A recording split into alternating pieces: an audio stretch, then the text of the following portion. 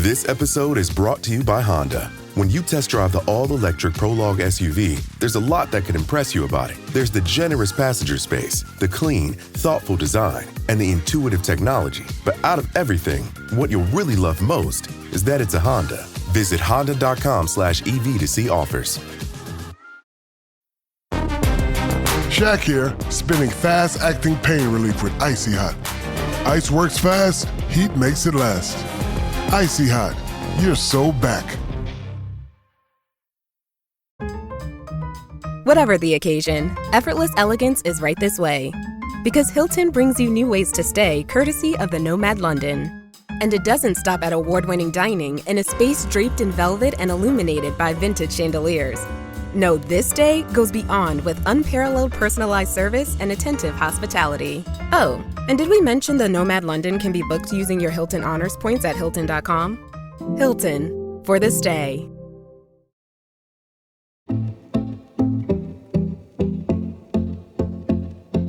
Six European gold medals, 28 European champions, a silver, 2 bronzes, and top of the medal table. I suppose you could say British rowing bossed it in Poland at the 2025 European Rowing Championships. I'm John. And I'm Michael. And we always like to celebrate the best of the British best on this podcast. So we're delighted to be joined by 5-star rowers who are now switching their attention to the rest of the world. Hi, I'm Matt Rowe. I was part of the GB Men's 8 that just won gold at the European Championships in Plovdiv. My name is Daisy Bellamy. I was in the Women's 4 and the Women's 8 at the Europeans. Bora Darbow. My name is Benjamin Pritchard and I'm the PR1 sculler for British rowing. I'm the current European and Paralympic champion. Hi, my name's Sarah Mackay. I was in the women's quad at the European Championships and we won a gold medal. And I'm Rory Harris. I was part of the GB men's quad that also won gold in Plovdiv. This is Great British Bosses from Anything But Footy with British Rowing. So Daisy, Sarah and Ben to come, but first, new names for many, new crews and new squads, but like the Summer Olympics and Paralympics of Paris 2024, it's been a golden start to the summer of 2025 for British rowing. With the first World Cup of the summer coming up in Varese in Italy, British records were broken, history made, as 5 gold medals were won on the final day of those European Rowing Championships. Matt Rowe and the men's 8, Olympic champions last year of course, became European champions in a British record, while it was a first ever European gold medal for Great Britain in the men's quadruple sculls, starring Rory Harris. It's been a bit of a whirlwind, if I'm honest. It came about quite quickly, lots of prep going into it, and then the regatta itself sort of tends to be pretty stressful, but you have quite a high of the race itself, and then in our positions, it was really rewarding to win a gold, and then you sort of have such emotion around it all, and then you come back and it's back to sort of the normality of training here when the weather is the British summer, and then it's sort of almost getting ready to go in 10 days time again, which can be quite tricky to get right. And certainly a first for me and for Matt too.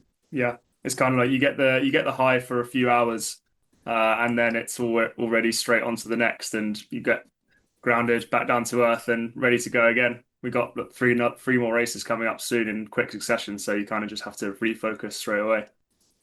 Is that not the brutality, but also the brilliance of sport, that there's always something to look forward to? Yeah, I mean, you do have to take a step back and try and enjoy the winning moments. It makes me think I'm a big football fan, and you watch them go to European games midweek. You have all their travel, and then they come back, and then they've got a Prem game where they're going up to Newcastle, down to Southampton, and I don't think fans quite appreciate how hard it is to get themselves up for games, the emotion of the game, the travel, and then the backup for the same thing on the weekend. And I think we're getting a taste of it now. It is tricky, and there's always a bit of a come down after a big event. But I think it's how you manage it that's important to get ready for the next one. It's also the nature of the season where it's all leading to the pinnacle at the end of the year, which is the World Championships. And as much as all these races are really important, and it's like an honour and a privilege to do every single one, you do just have to remember that you're trying to increase and get better and better every single time, so that you can peak at the right time at the end of the year. So yeah, it's part of sport to enjoy it a little bit and then get straight back to it. And you mentioned, Matt, there the fact that the World Championships are the pinnacle of this season, but this is the start of a 4-year Olympic cycle as well, isn't it? And it's a very different. The first year is very different from the fourth year. 100%. And me and Rory, when new to the team, we were, for the Paris cycle, we were finishing under 23s, and then as part of the development team, so we could see from the outside looking in what that Olympiad looked like. But this is our first real taste of, right, we're here now. This is our first year. We want to win everything we can, but keeping that bigger picture in goal of you can win everything this year if you want to, but you need to stack those wins one more year to reach the ultimate goal of the Olympics, which is where that's all of our dream. That's where we want to be, really. And Rory, what was it like watching British rowing performing so well in Paris last year after a tough Tokyo? Yeah, I mean, as Matt said, part of the development squad, you do spend a bit of time with the team itself before they went out to Paris. So, you know them, and there's something quite nice about knowing the crews that are out there, watching them on TV and then do really well. I mean, Matt lived with 3 of the 4. Yeah. So it's inspiring to see it happen, in front of you on the TV. And I always think there's one thing like talking about it and being in the right position to do well, but to actually go and deliver is like another thing entirely. And I think we got a little bit of a taste of that last weekend. Like we were, both of us did well going into the heats and stuff. And it's like to be able to then deliver into final is another thing entirely. But yeah, it was awesome to see it last summer. Let me take you guys back to the start, if I can, because as you said, you are kind of new faces, new names to a lot of people that will follow rowing through the Olympic cycle. Matt, you're definitely on the right podcast because I heard you're Olympic obsessed, and this goes back to Athens and a trip to Beijing as well. And tell us about your London 2012 bedroom wall.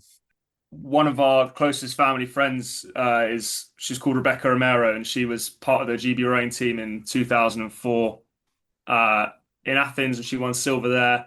And me and my family, we flew to Athens and we watched that, and it was amazing. I mean, I was only 5, so I don't really remember it, but I've got small memories.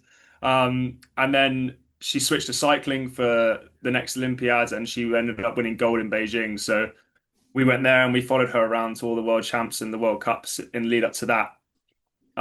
So it's 2 different sports, but both Olympic sports that I got very engrossed in and very engrossed in her journey. And then by London 2012, I was 13 and I tried lots of sports, but when you watch the Olympics, you realize just quite how many options there are. And it was one of those graphics, I can't remember what it was, but I had lots of things on my wall, and one of them was one of the London 2012 posters with all of the sports. And I just remember looking at it and thinking, right, I've got years to try all of these. So if I can just tick them off one by one, see what I'm best at. I was kind of one of those guys. I was naturally like okay at a lot of sports. I'd pick things up, but I had friends that were like exceptional at football, exceptional at rugby, exceptional at cricket, and I wasn't. But I could play with them, but I wasn't ever going to make it to the top in any of those. But once I figured out how many options there were, I started doing all the Olympic sports, and I found rowing in 2014, did a learn to row course, and it took over my life pretty quickly after that, once I'd realised that was my best shot at maybe making the Olympics one day. And Rory, was it always going to be rowing for you? Because 5 generations of your family have competed at Henley, and you a multiple winner at Henley as well. So was there any other option in your family and for you? No, I was forced into it. No, I wasn't. It was I always ran at school. I always did cross country and stuff like that. So a bit like Matt, I've always been okay at a few sports and really enjoyed it. But it wasn't until I went to sort of secondary school, I went to Pangbourne in just outside Reading, that it became clear to me that it's what I wanted to do. I feel like, when you enjoy a sport, if you then start becoming quite good at it, it enhances how enjoyable it is. Yeah, it was great. But I mean, like Matt, I remember listening to like the Beijing Olympics on the radio. We were on holiday in France, and I feel like when you listen to it on the radio, you really get a sense of how special it is. Like watching it is great and everything, but when you're sort of engrossed in listening to it on the radio, unreal. I'll never forget it. And then like Matt, London came around, and I actually went to the rowing on one of the days at Dorney, and that was sort of like, right, this is pretty cool. I'd like to be a part of it. And actually, Matt and I went to Junior Worlds together in 2016, 2016. So that was sort of the start, the taste of high level rowing, and the idea of representing your country and competing against the best at under 18 level. So that sort of gave me a proper taste of it. Well, I reckon you two could potentially guest present anything but footy with your Olympic knowledge at some point. We've had guest presenters on before, Max Whitlock being one of them. So if you ever want to join us, then please let us know. But seriously, you both talk so well about the Olympics, and it is something that Michael and I are obsessed with, which is why we do what we do. Have you got a moment? I mean, you talked there about listening to the rowing. Is there a moment you look back on, Matt? Is there a picture that you look back on that poster on 2012 and go, yeah, that was such a great moment that I remember. Friday night, was it? Super Saturday. Super Saturday. That's it, yeah. But everyone forgets the rowing in Super Saturday. Yeah, I know. It's the unspoken one. Yeah. Mo Farah immediately comes to my mind whenever I think about the Olympics. Oh well, obviously Rebecca Romero is the first thing that comes to my mind. She's my hero. She's the one that got me into all of it. But from 2012 particularly, so we've got a gold letterbox where I live in Teddington because of Mo Farah, and every single person seems to have seen him running in Bushy Park, other than me. My mum must have seen him 17 times, but I've never seen him in my life. But he really stands out, and that Super Saturday stands out as the moment where my parents were actually there in the stadium. Really? Me and my brother were watching it at home. Wow. And yeah, you don't forget a night of telly like that. That was just a sporting pinnacle that is going to be tough to ever be topped, I think, given how it was in London and all of those British athletes performing like that. It was unbelievable. Rory? A lot of London. I remember the opening ceremony, but actually it still was, over 10 years ago now. I know, you were young. Yeah. I think it was the Queen jumping out of the plane at the opening ceremony. That was cool. Yeah. Well, Rowan Atkinson on the piano. Mr. Bean, Mr. Bean is always a highlight. But in all seriousness, is it a dream? I know we talk about we're in the first year of the cycle, but you want to be in LA. I mean, LA, apart from the fact you have to row less for LA, don't you? Yeah, it's a bit of a win-win, isn't it?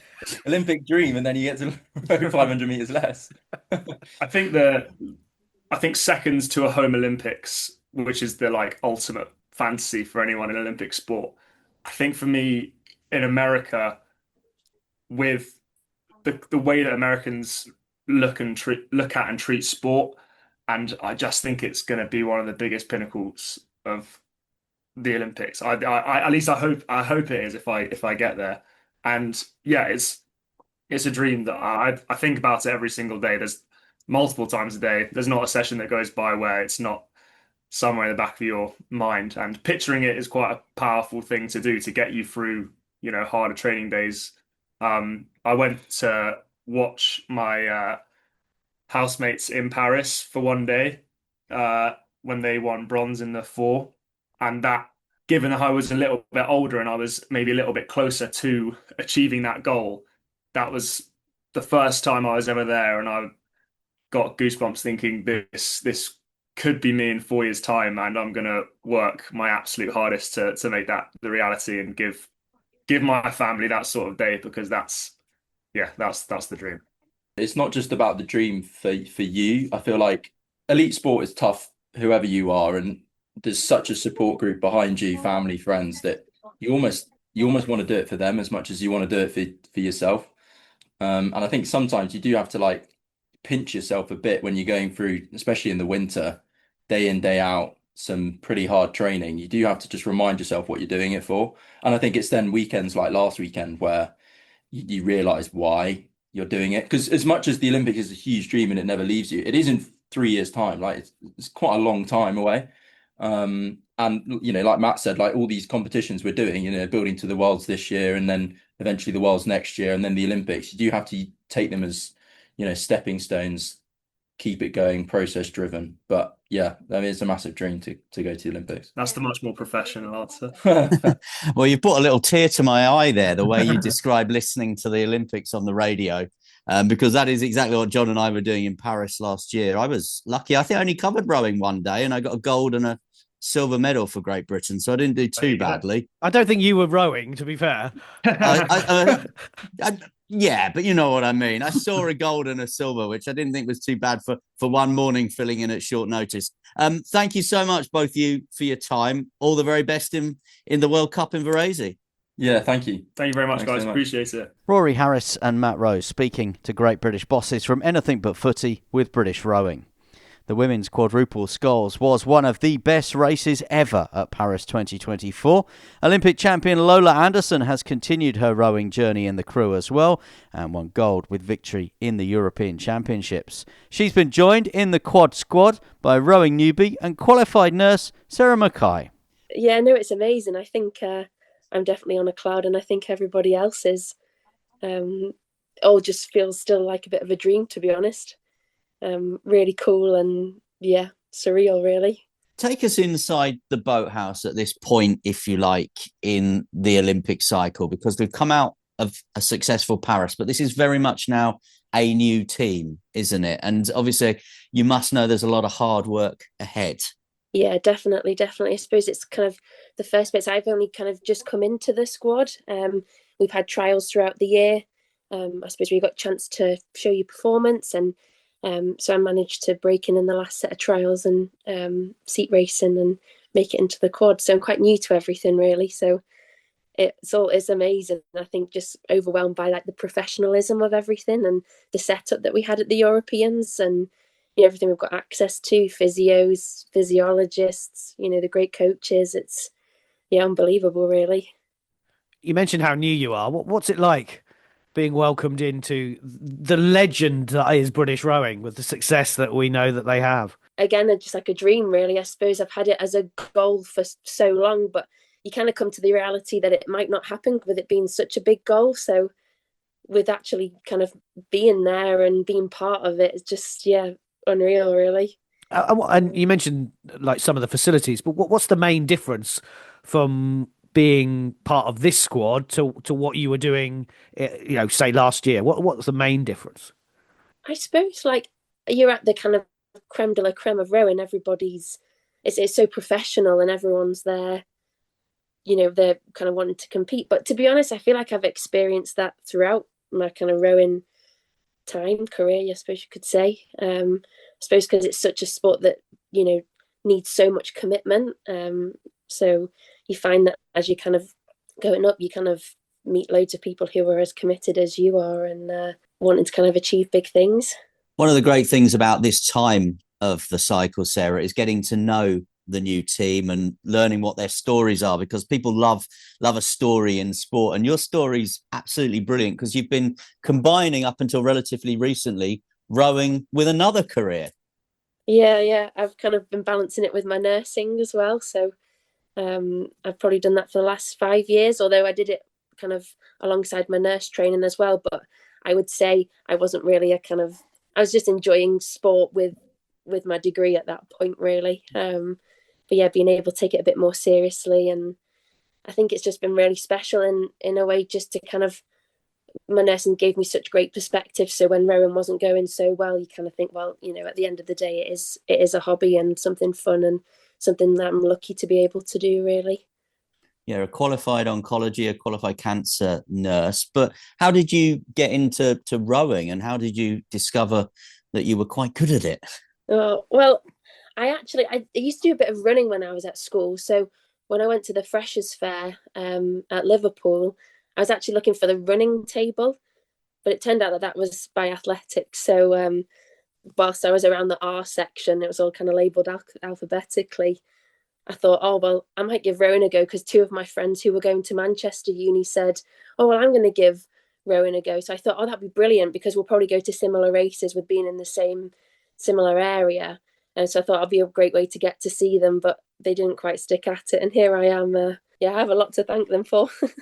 It's brilliant that you decided to go down that rowing route, as you say. It was maybe slightly by chance, but then the success of that and moving from university to club, how does that work? Yeah, I suppose I enjoyed it so much at uni, and so I stepped on, kind of went to the club scene and did a couple of years there, and then decided that I wanted to take it a little bit more seriously, and so thought, oh well, I'll give the trials a go for GB. And at that point, there was nobody else in the Chester area who were trialing, and at that point, I'd just mostly done sweep rowing, and so there was no pairs partners around. So it was at that point I was like, well, I need to learn to scull.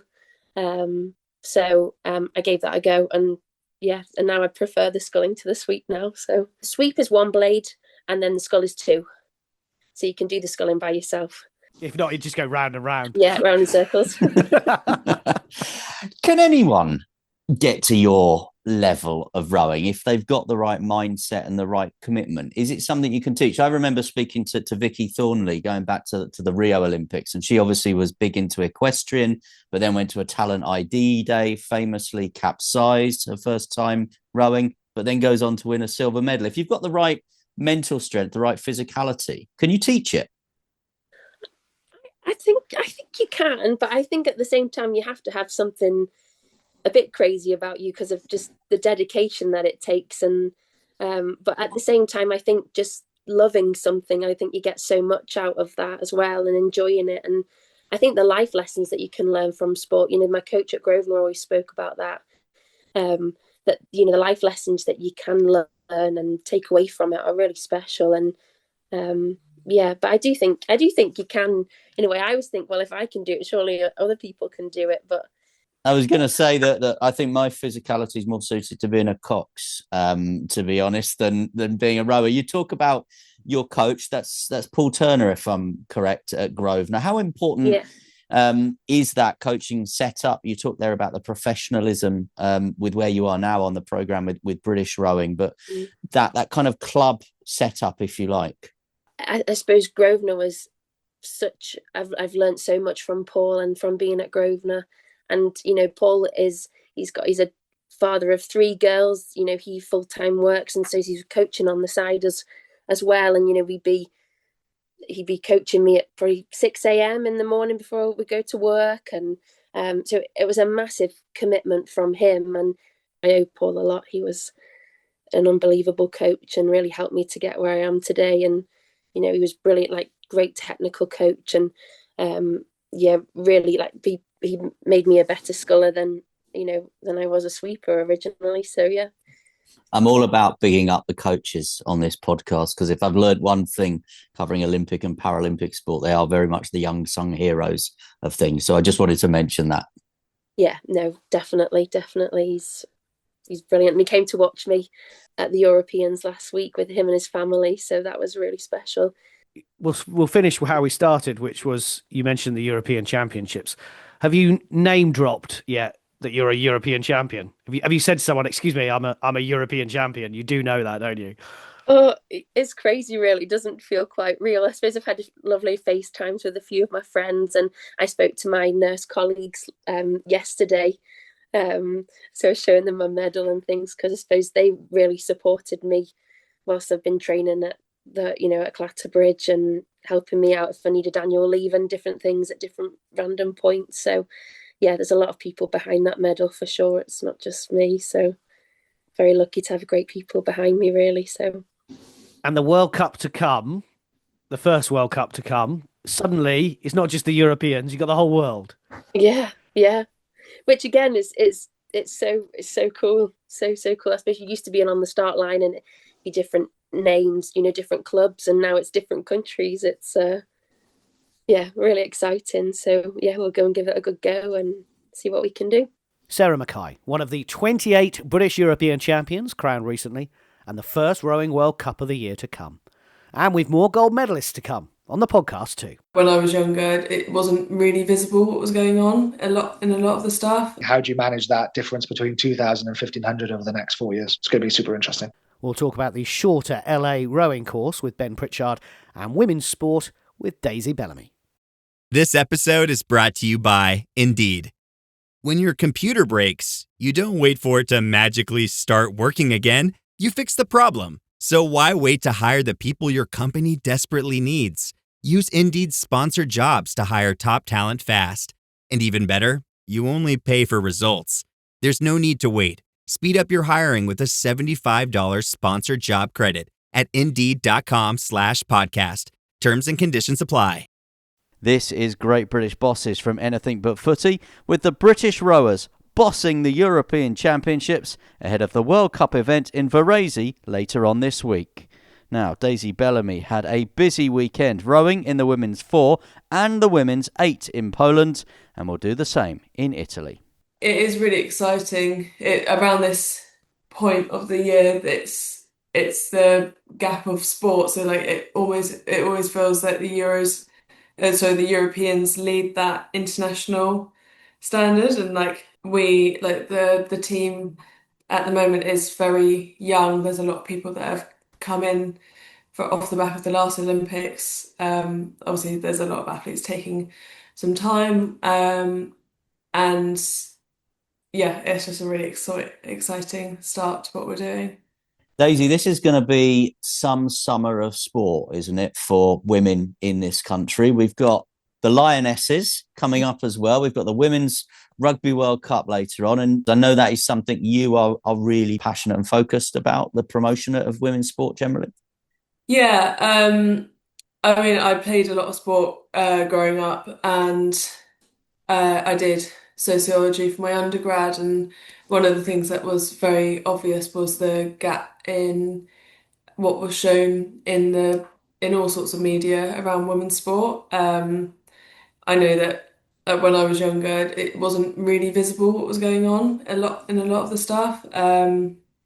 Particularly, so I played football from a young age, and I was only ever really attending like men's games, and it just wasn't like watching what it is now. Like 10 years ago, that just wasn't the case. And we had no awareness of what the Lionesses were doing. Like it just wasn't even in the news really, which is really disappointing back then. But now it's so prevalent, and it's a really exciting thing to be a part of, that everyone wants to get so involved in it, and particularly off the back of like the Euros in 2022 and the last World Cup as well for the women.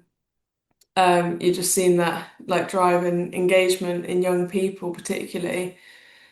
And Daisy, is that one of the reasons why you took up rowing in effect? Because the Olympics and rowing have always been where we've had brilliant, successful females, Catherine Granger, Anna Watkins, and then from an Olympic point of view, your Tessa Sandersons, your Jess Ennis-Hills.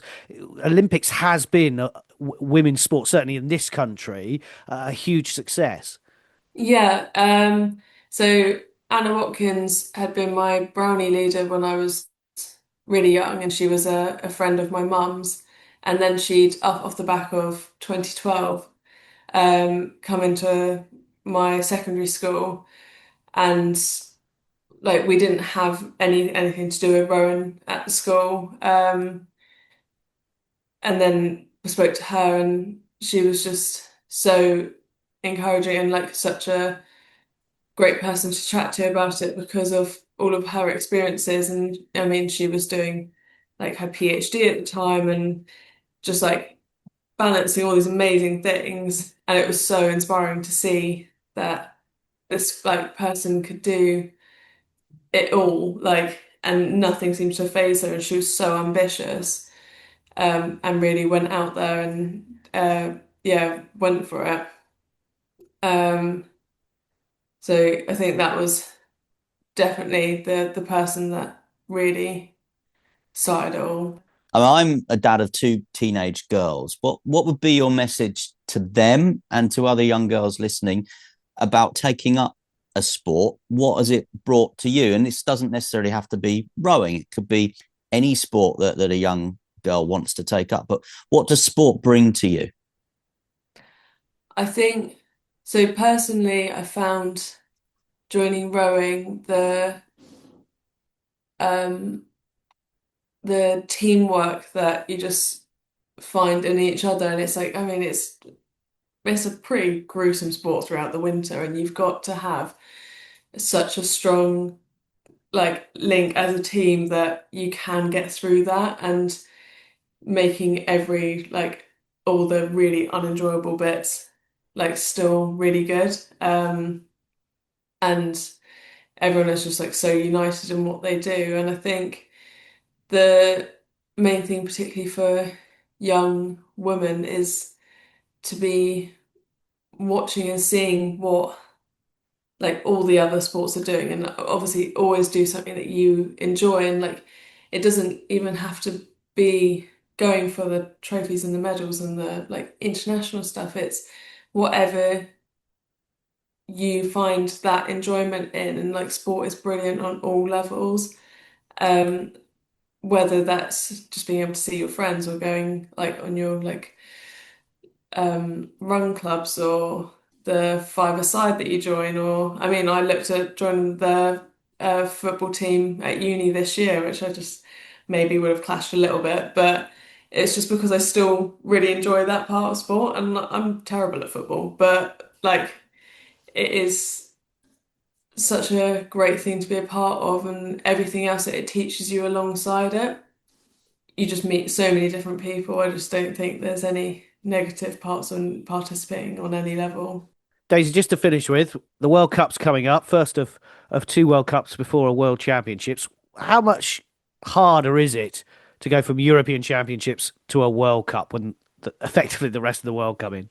I mean, we just had a meeting, but it was our first debrief as the eight, and what always feels like is the case of you do it, like a competition like the Europeans, and then people have started to see, okay, this is what they've put out on the table, and you've put your first marker on, and it's always about stepping on throughout our season. Like it's so long. I mean, the World Championships isn't until September, and then we've got a couple of World Cups that we'll be going to, and the ambition is that we are stepping on each race and we are learning from everything. And we're not, no one's taking their foot off the gas. Like no one's thought, oh great, like we've done a good job. Like let's just sit back, like because no other countries are doing that. Everyone's pushing on all the time, um, and I think everyone's had like such a brilliant attitude going into it of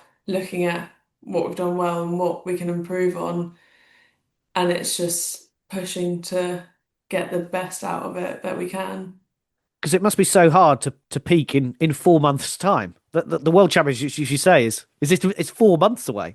Yeah, I think our training's geared really well around it to make sure that we are all peaking at that point in time, and making sure that we are still getting the mileage in and doing all of the lower rate and the high rate stuff, and the explosive parts as well. And, like still lifting the weights and getting it all in. And I mean, they've had so many years experience that they know exactly what we should be doing at what points. But it does feel like it is very like up and down through this part of the season, because you go into the racing and then you have to do the travel back and then readjust and go again. And everyone's really good at managing their recovery around it. Daisy Bellamy, looking ahead to the Worlds later this summer. Also the focus for Paralympic champion and the first ever British PR1 European champion, Ben Pritchard. Tell me, what is it like to break a world record twice in 3 days? Because I'll never do it. So, tell us all about it. It was a complete shock. If I'm completely being honest with you, it was a complete shock. I'm taking a risk this year. I'm training away from the training centre at Caversham. I'm operating under a hybrid model. I'm doing some training here in Wales and also the odd occasion at Caversham. So I've not really been able to pitch myself against my colleagues, because we all train off a GMT and we can race each other and kind of see where you are internally. And also when you're training on a river, you've got stream and tide and conditions to fight with more than you have at Caversham. So I really didn't know where I was going into that race. So to come out of the blocks fighting like that, I was pretty impressed. We've still got 2 more internationals to go, and then we head off to Worlds in September. So there's still a lot that can change this year, but the early signs are good. So what was the idea behind the change to the training? Was it just the case that you just wanted to do something different after Paris? I was going to retire after Paris. Going into Paris, I kind of said, I'm retiring. I'm done. I was counting down the Mondays. Shelley knows that. I was counting down the Mondays. It's 166 Mondays to LA, if anyone wants to know. It's kind of how I keep my sanity in the depths of it all. And me and my wife decided we've got a young daughter. We're Welsh speaking. We want our daughter to be Welsh speaking, so wanted to be home in Wales so she can go to a Welsh medium school.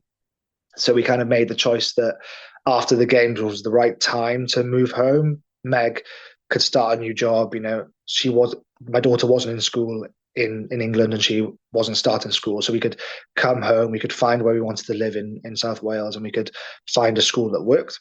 So that was the thinking.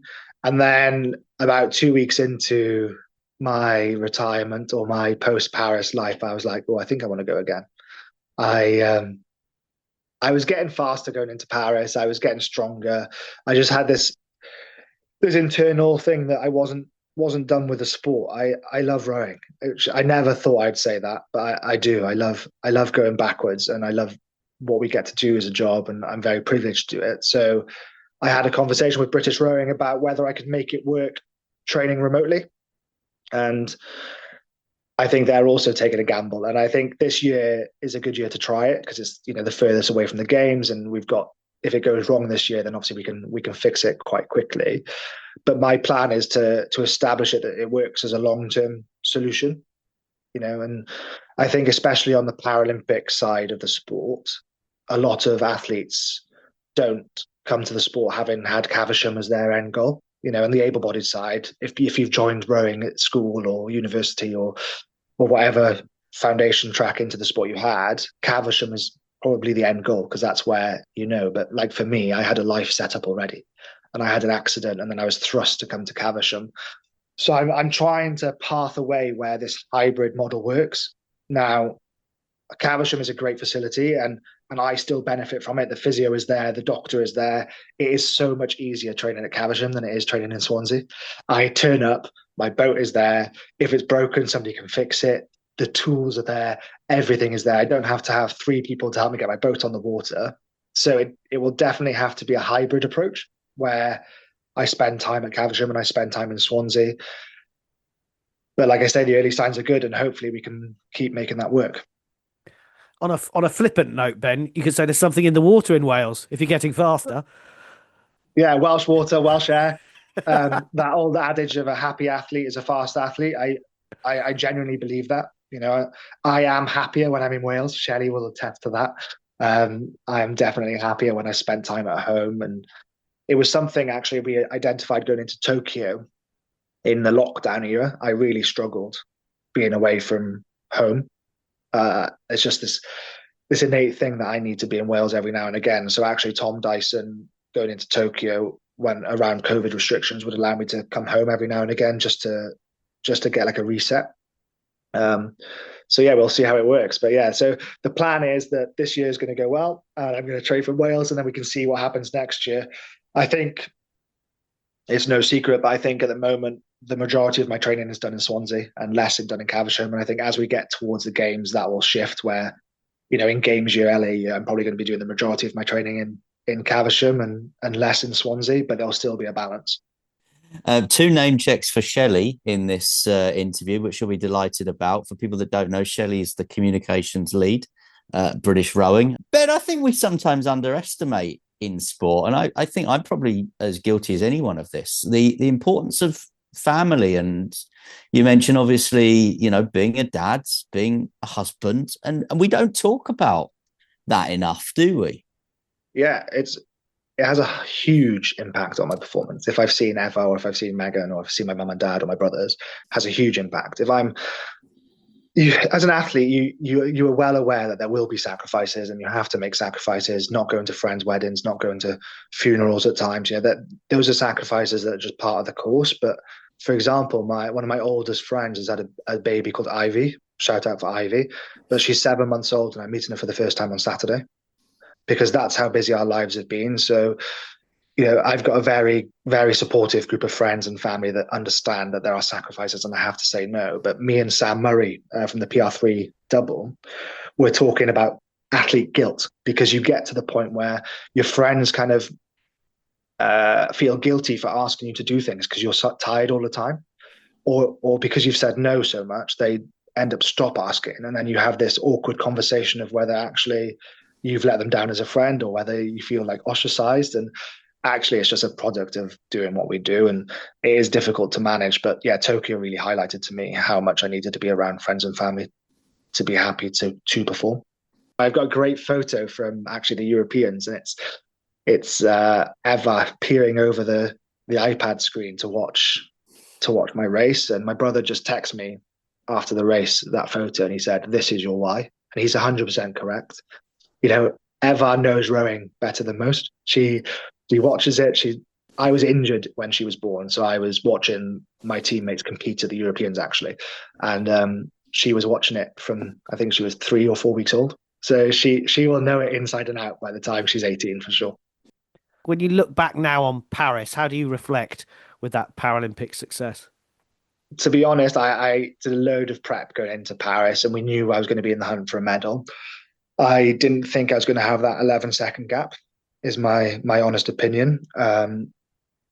It strikes me that people still haven't changed their race profile. So before going into Paris, I did a load of work on race profile of my competitors and how they race their race, and how I could change my training so that I could have a different race profile and therefore win.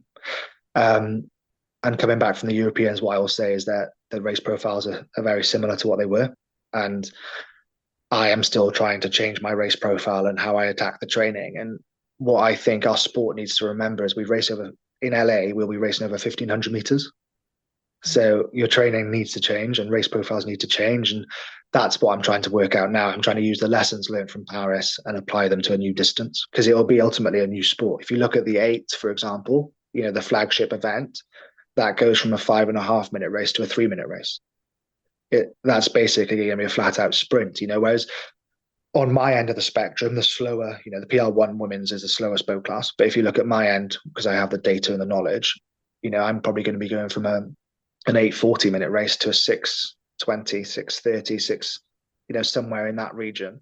So it's not going to be a sprint, but it's definitely going to have to be faster than we're going now.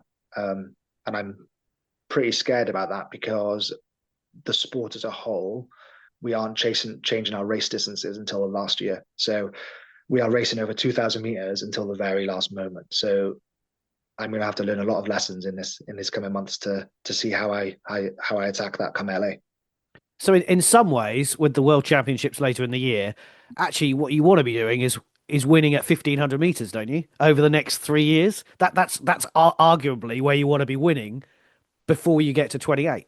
I would agree, but unfortunately, that's not how our funding model works here in the UK. Our funding model at a sport level and an athlete level rewards performance.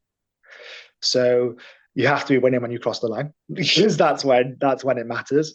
And also, World Rowing have changed the progression system. I don't know how much you've spoken about that earlier today, but now World Rowing have tried to make rowing more exciting, because what we found is athletes would, if there was one spot through, as soon as that athlete was in that spot, everyone else would slow down to save their energy for the next race. Whereas World Rowing now have changed it that 2 athletes go through, and then it's fastest finisher, just like in athletics. So every race is now becoming more exciting because people are chasing for the lines. And I actually think that had a positive impact on the times of the European champs. And I think that's why we saw 18, European champ best times, over the course of the 3 days, 4 days. So you're right. You want to be winning at 1,500 meters, but then you want to be winning at 1,500 meters with enough time to be able to savor that last 500 meters, because you might have a canny athlete that, hangs at the back until 1,500 meters and then has a 500 meter sprint to cross the line because everyone else is pooped. But yeah, it's going to be interesting. It really is going to be interesting. How do you manage that difference between 2,000 and 1,500 over the next 4 years? It's going to be super interesting. We are super excited to follow you on that journey, and hopefully we'll get to catch up at regular intervals about how things are changing and how things are developing. But you're still winning over 2,000 meters at the minute. Thank you so much. Congratulations again on the success at the European Championships and all the very best for the upcoming events. Diolch bawb. Thank you very much. Thank you. Ben Pritchard speaking to Great British Bosses from Anything But Footy, and that change in the length of the races in LA will be monumental. But what a challenge, what an incredible story Ben has been able to tell us about his Paralympic success. And we are glad that he's not retiring and he's carrying on till LA at least. Oh, and thanks for the kind comments about the podcast too, Ben. It's nice to know you're a listener. Yeah, much appreciated. And the year after the Summer Games is really different. It seems a long way off from the next one, but there's new names and new events and new stories to tell. And we've thoroughly enjoyed dipping our toe into the rowing lake once again. Thanks to all. Good luck to all in the World Cups and World Championships. Keep bossing it, British rowing. This is Great British Bosses from Anything But Footy.